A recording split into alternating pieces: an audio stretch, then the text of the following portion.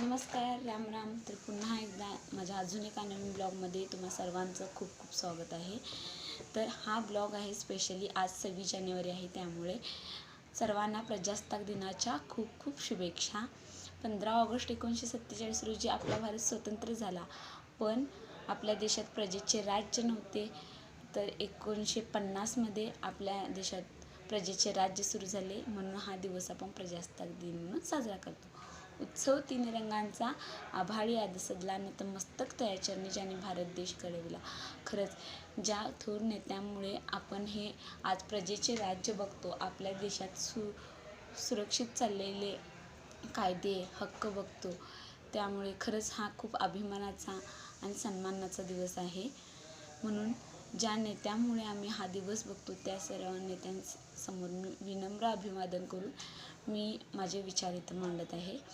तर 15 ऑगस्ट 1947 रोजी आपल्याला स्वातंत्र्य मिळाले होते, पण आपल्या देशात प्रजेचे राज्य नव्हते.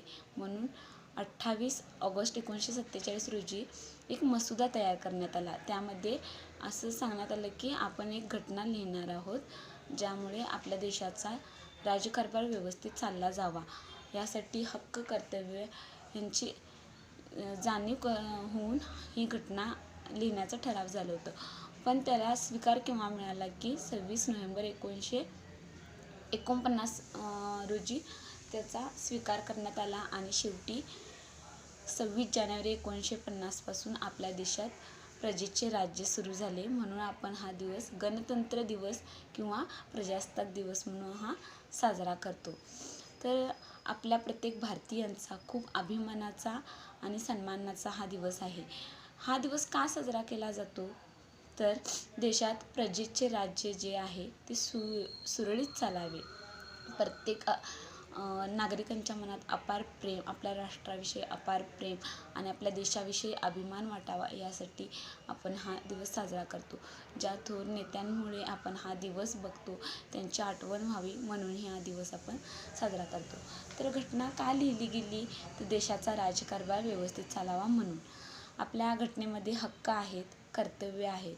आपण सर्वजण फक्त हक्क बघतो, कर्तव्याची कुणाला जाणीवच नसते.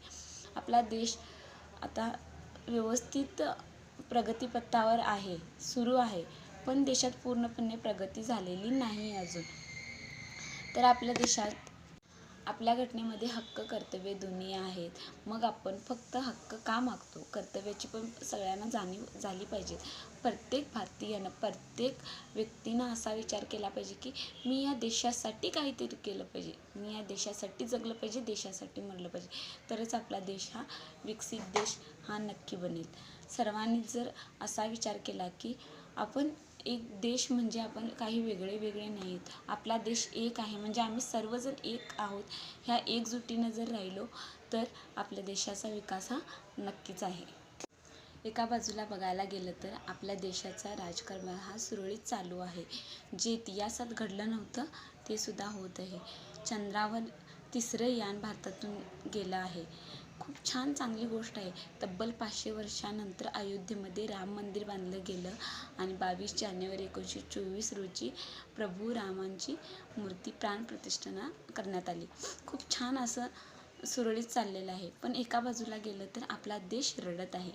म्हटलं जातं ना, जरा बनके हात खामो विश्वास खो रहा है, जरा देख तो ठहर के मेरा देश रो रहा है. खरंच आपला देश रडत आहे. विचार करा, देश कशासाठी रडत आहे? विश्वासासाठी रडत आहे, त्यागासाठी रडत आहे. आपल्यावर जे अत्याचार होतात ते सहन करत देश रडत आहे. बरोबर आहे ना? आपला देश सत्यासाठी रडत आहे, न्यायासाठी रडत आहे. बरोबर. एकीकडं आपल्या देशाचा राजकारभार खूप चांगला चालू आहे, पण एकी बाजूला बघायला गेलं तर बेरोजगारी वाढत चाललेली आहे. खूप छान असे कायदे हक्क लिहिलेले आहेत आणि गव्हर्मेंटकडून पण आम्हाला खूप छान अशा सुविधा पण आहेत. तरीही बघायला गेलं तर प्रत्येक खेड्यामध्ये बेरोजगारी वाढत चाललेली आहे. कुणालाही कुणाचीही दया नाही, माया नाही, हे बघायला मिळतं आपल्याला. बरोबर आहे ना? एकमेकावर विश्वास ठेवा, माणुसकीनं जगा, तर आपला देश हा विकसित देश व्हायला उशीर लागणार नाही. डॉक्टर बाबासाहेब आंबेडकर, डॉक्टर राजेंद्र प्रसाद यांनी घटना कशासाठी लिहिली? तब्बल 2 वर्ष 2 महिने लागून आपली घटना लिहिली गेली. ती अशीच आपण वाया जाऊन द्यायची नाही. आपण कायद्यानुसार राहिलं पाहिजे, तरच आपल्या देशाचा आणि आपल्या गावाचा विकास नक्की असेल. जर देशाचा विकास घडायचा असेल तर काहीतरी वेगळं घडलं पाहिजे. जसं आपल्या गरजा असतात. जर अंधारी रात असेल तर आपल्याला दिवा लागतो. जर पावसाळा असेल तर आपल्याला छत्री लागते. तसंच जर देशाचा विकास घडवायचा असेल तर प्रत्येक माणसाच्यात, प्रत्येक भारतीयांच्यात माणुसकी जागी झाली पाहिजे. तरच तो भारताचा सच्चा नागरिक असेल. तरच आपल्या देशाचा विकासही होईल. स्वप्न तर सगळेच बघतात. आपणही स्वप्न बघूया. स्वप्न सगळेच बघतात. काहीजण स्वतःसाठी तर काहीजण इतरांसाठी. तर आजपासून आपण सर्वजण मिळून एक स्वप्न बघूया आपल्या देशासाठी. म्हणजेच आपला देश विकसित देश होण्यासाठी. आपला देशाचा विकास होत नाही असं नाही, पण पूर्णपणे विकास बघायचा असेल तर आपण एकजुटीने राहूया आणि सर्वांनी मिळून मिसळून राहूया. तुम चले तो हिंदुस्तान चले या ओळीनुसार आपण सर्वांनी स्वतःपासून सुरुवात करूया आणि आपल्या देशासाठी लढूया. थँक्यू.